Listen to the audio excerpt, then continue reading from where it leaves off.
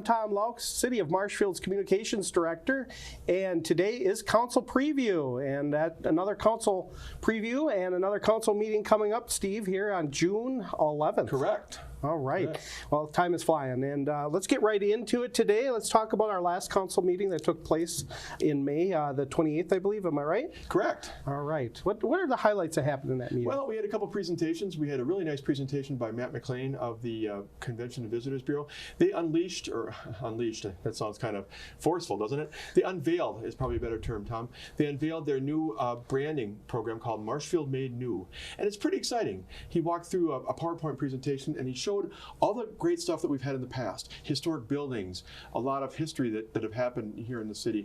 And then we want to continue to maintain that. We don't want to abandon that and say, well, that was yesterday, forget it. But then how to begin tying some of those things to where we are today and where we're going. And the slogan, Marshfield Made New, is intended to be short, easy to understand, easy to remember, and basically saying, we got a lot to offer from the past, but now we're even looking forward to more.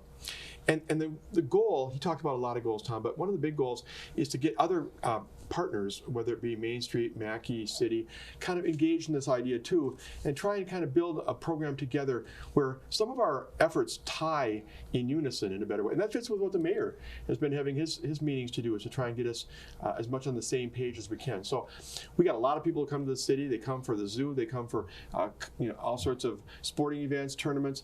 We want to build on that and go into the future. All right. Yeah, Matt gave a great presentation. I had a chance to talk to him again even today, just before the show, a little bit over at Dairy Fest stuff. Okay. So really solid, solid on what they feel on this project that they're doing with Marshfield New. Great. So. The other two things I would note that I thought were noteworthy from the meeting, one was the audit presentation, and a lot of people probably think, well, give me a pillow and I'll fall asleep, right? Audit presentation, but it's a lot of numbers, a lot of facts and figures, but we use this as an important part of our transition from the end of the previous year to the budget process for the next year. And you may recall that we've had some issues we've been struggling with some tax increment financing, transfers. We've been working our way through. So this audit, which was done by a company called CLA, they used to be Schenck, is kind of like sets the foundation. Okay, here's how you ended 2018, and now you're ready to build into 2019. Council had a lot of great questions about our financial status. There's some good things and some not as good things. One of the really good things is that our debt as a percentage of what the state allows has come down to 55%. So that puts us in better standing when we're talking to rating agencies as well. And the other thing I would note is that we got an agreement approved with the Marshfield Area Community Foundation. They will be the ones taking care of our fund as people make donations for the new aquatic center. So it's just another piece of the fact that we're walking down the road with getting this new aquatic center built. Construction late in 2020 and being completed hopefully sometime in 2021. So good things are happening in the city of Marshfield. All right. Well, we'll be talking about the pool as it progresses. Things change, where and how you can actually give money to it or right to the community where it's stored. That'll be coming up in the future down the road. Yes, and there's a fundraising committee, Tom. They'll be kicking it off soon and really getting some PR out there for what a great project this is and showing how you can be part of it. All right. We look forward to that coming up this summer, hopefully, or this fall. Well, yeah, it's summer in sometime fall. In there. Yep. Definitely. All right. Anything else on the last council agenda? No, there were 3 closed session items that I think someday soon people will be able to hear what they've been about. But for now, we continue to have confidential conversations about those items under state law. I think we just hit the highlights. All right. Well, let's talk about what's coming up in the next council meeting. That's why we're here at Council Preview today. Thank you for joining us here on Channel 989 as well as 991, which we broadcast this on. This is also available on our Facebook page, so please like us on Marshfield Media Access Facebook page. You can also get through it on our city's Facebook page as well as our city website at ci.marshfield.wi.us, and you can find us there. We're working on that page as we're doing the show right now, so it's not at all totally finished. There's a lot to come, but we have a lot of stuff here to do. But let's talk about council here. Let's talk about the snow. You said something about snow plowing earlier. I want to just touch base with that. As we're taping this, Tom, it's 75 degrees and sunny. Probably not many people want to hear about snow at this point. I'm guessing. No. But last year, Dean Schiller, our new street superintendent, put out a kind of a draft policy, and he's kind of been operating roughly under that for how we do snow plowing. And it talks about how often and when and where, and what about ice control? When do we apply salt and all these kind of things, and to try to be as efficient and as effective as we can. Well, having gone through this last winter, which was a kind of a crazy winter, especially in February, he's now kind of refining it and coming back to the Board of Public Works, and then it'll come ultimately to the council to approve this as a policy that really sets forth, here's what we're doing and how, and here's why, here's what streets are the top ones, and so forth. And the public at that point, once it's been approved, can see it, can get a copy of it, and get an idea of how we do this and why. Dean does a great job, and so does his crew. They're just unbelievably successful at what they do. But we'd like the public to know the rationale and to see what it's all about. So I think as we get along into the summer, more people will become familiar with the rhyme and reason behind our plowing.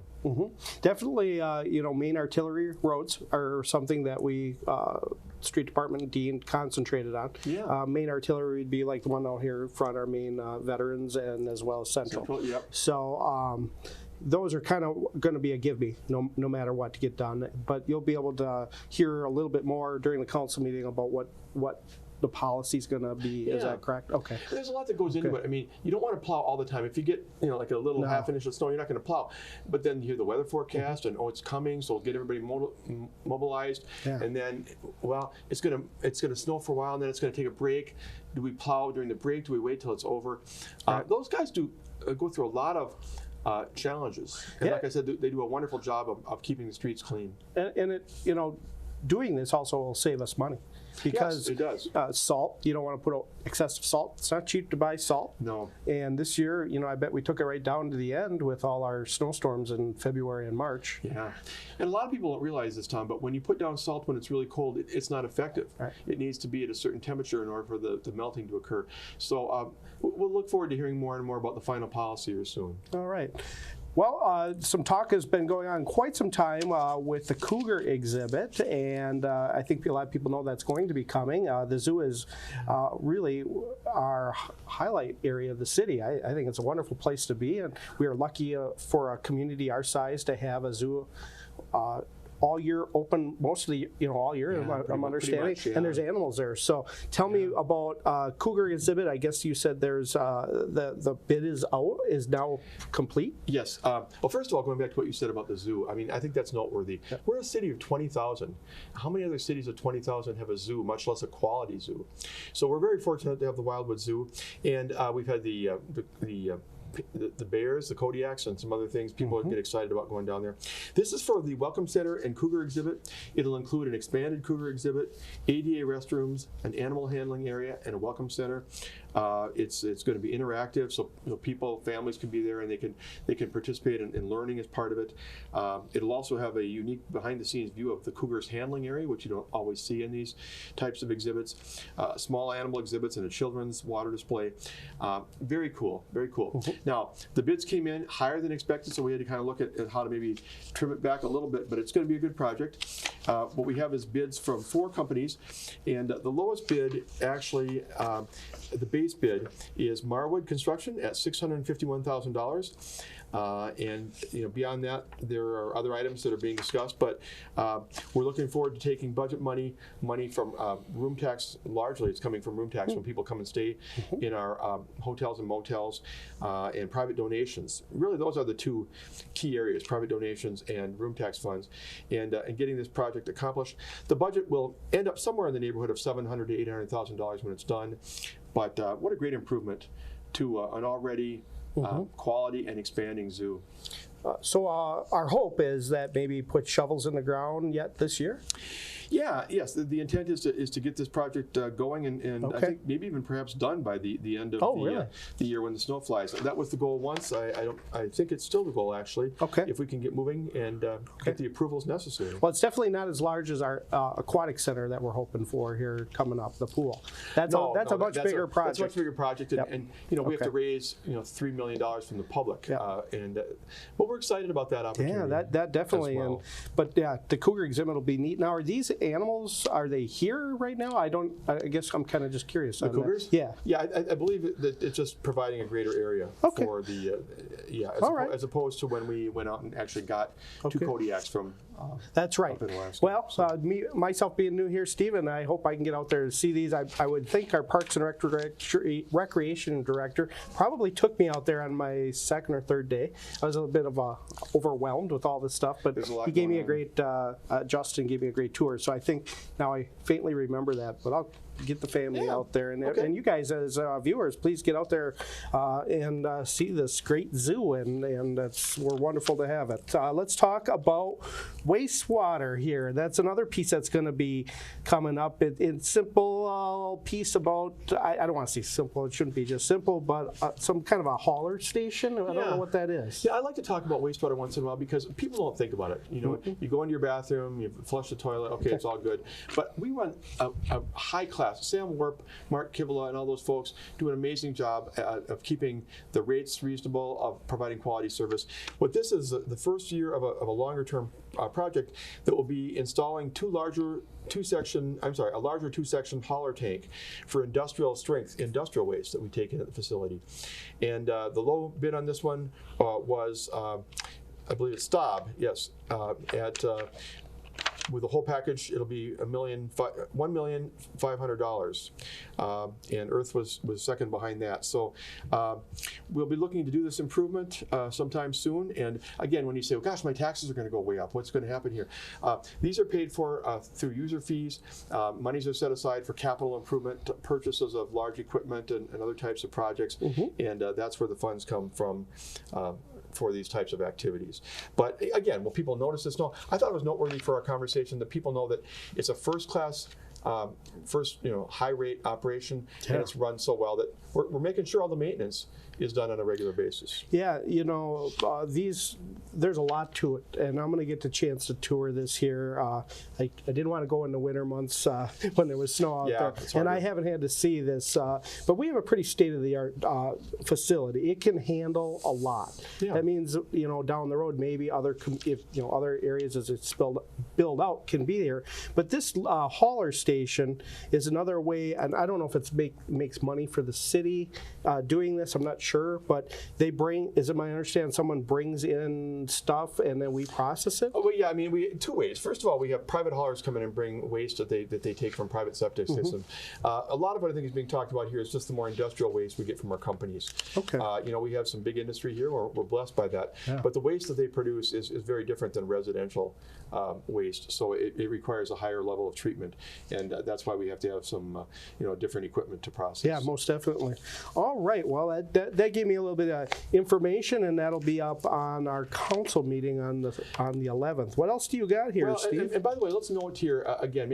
People should know we're taping this a little bit early. And so these are items coming from committees. Some of them will be separate agenda items. Others will be simply, under the consent agenda. They can pull it off for discussion if they want. Just want to let you know that we're doing an improvement to our airport, and this was added at the last part of the CIP process, the Capital Improvement Program. It's medium intensity approach lighting. Some of that lighting we have out at the airport is over 30 years old. Well, you can imagine in your house when things start getting over 30 years old, electrical and whatnot. So it'd be looking at replacing them in their present location to provide better lighting for the runways. And but as part of it, we usually get money from the state and federal government. So our share is much less than the total cost of this project.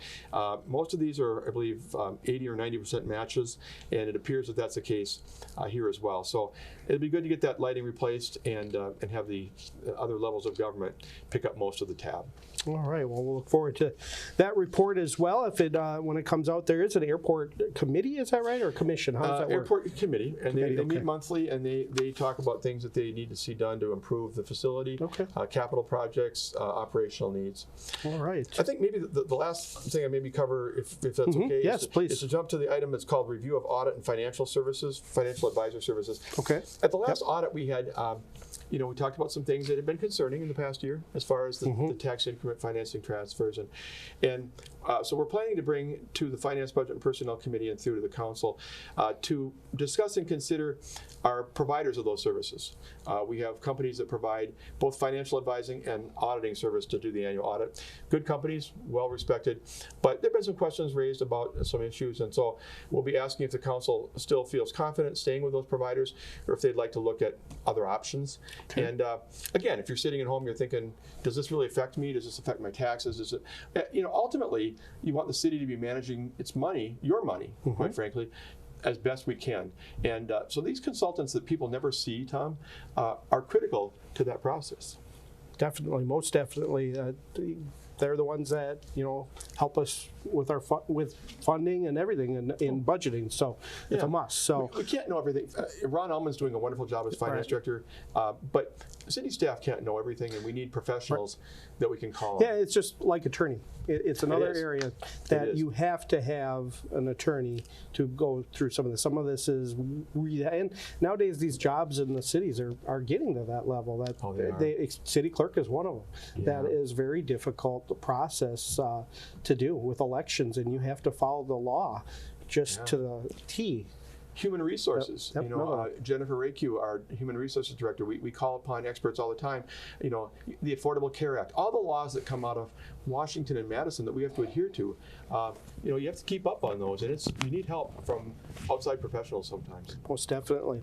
Well, like we said earlier in the program, we're earlier because I'm going to be out of the office doing some stuff for my personal reasons of getting moved here. For everyone knows that. I have no problem. I wanted people to know that I am moving to the community, and I look really forward to that starting next week of getting my whole family here. So, and that's why we're taping this early. We didn't want to lose that. But there may be some other things that come on the council agenda that we can't talk about because we don't know about them right now. But we are pretty far, planned ahead. I really like how our city plans the council meetings and what's going to be happening already to go. Really, our agenda will be a lot done by middle of next week, and I think that's great. So anything else, Steve, that I missed? I'm sure I did. Well, just one more thing that you've been very good at highlighting in the past, Tom. Just one more plug to the citizens to get involved. Yes. Reach out to Tom, reach out to me, email, Facebook, come to our meetings. There's a public comment period.